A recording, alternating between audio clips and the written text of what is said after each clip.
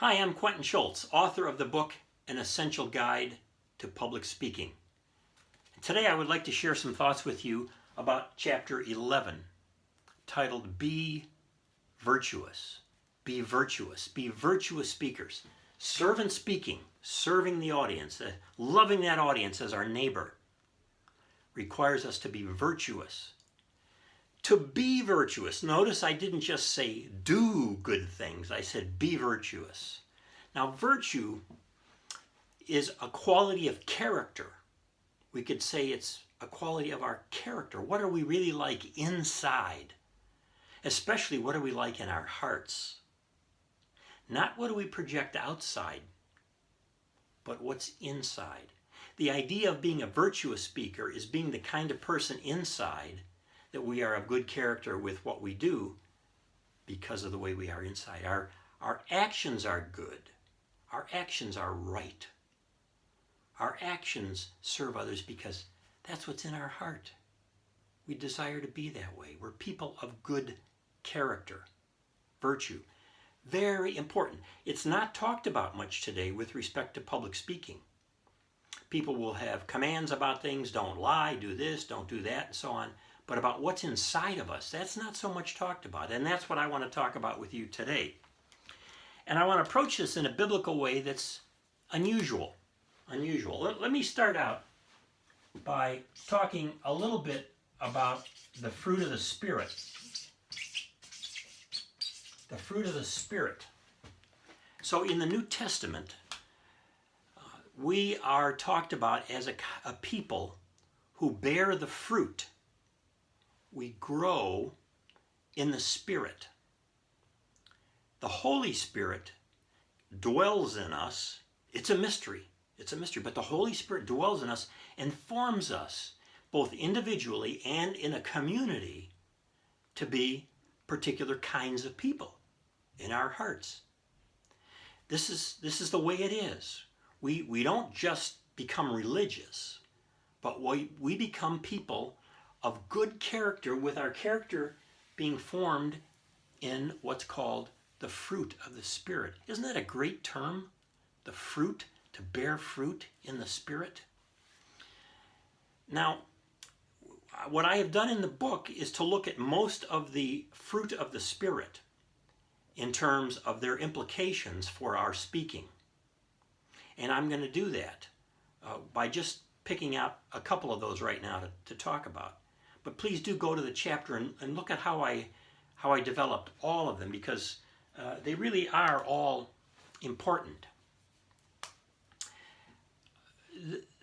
Let me pick out one to begin with that I think is particularly important in the world today. And that is gentleness. Gentleness. To be a gentle speaker. To be gentle. To be gentle in our hearts and have that come out as gentleness in our speech as well. Not harsh. Not speakers who force language upon others. But we speak with gentleness. A gentleness of spirit, if you will. Very important. Let's also talk about self-control.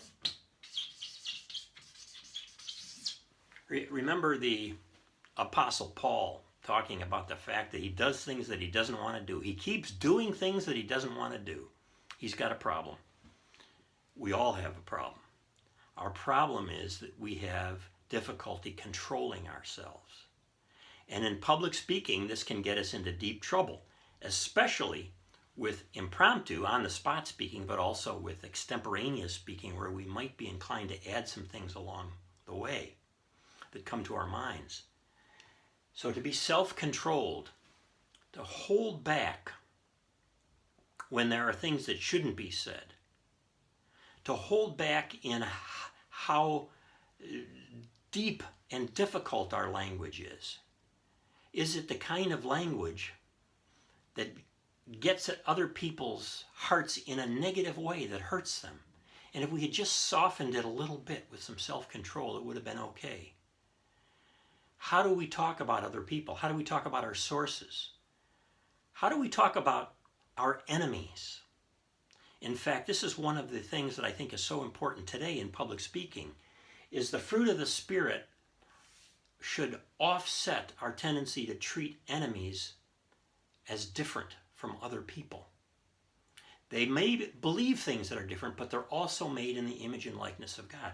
So our self-control is to help them, to serve them, as well as to serve people who are like us and serve people that we like and people we appreciate and want to imitate and be like.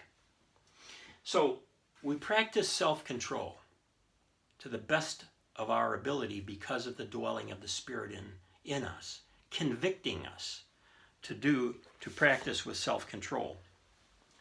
I'd like to mention faithfulness here. Faithfulness, to be faithful as speakers. It's an interesting thing to think about, isn't it? Are we faithful when we come before an audience? We can say, are we faithful to the audience? And that gets back to being true to the audience and the like. But to be faithful to God, to be people of faith. A long time ago, I realized that I needed to work hard on being a good public speaker, particularly as a teacher. If I was going to accept the call into teaching, I had to learn to be a good speaker, because teaching is so much about speaking. But I realized that there were limits to what I could do. And sometimes I would go into the classroom and my lecture wasn't put together very well. But boy, did it work. And students rose to the occasion and they got my points and they elaborated on my points and the discussion was excellent. And I say to myself, what's happening here with this? God is doing things beyond what I can just do myself. To be faithful to God along the way as a speaker doesn't mean that we don't work hard. We do work hard. We do our best. But it also means that we have faith in what God can do through us. We're called into speaking. We are given the fruit of the Spirit. And then God picks that up along the way and guides and directs us and fills us with the kind of fruit of the Spirit that we need as speakers. This is very important, to be a faithful speaker. We could talk about all of the fruit of the Spirit: love, joy, peace, patience, kindness, goodness, faithfulness, gentleness, self-control, right? We could go through all of them. But the importance is that we live in a community of people who are also faithful, living the Word, filled with the Spirit, who together become more and more Christ-like.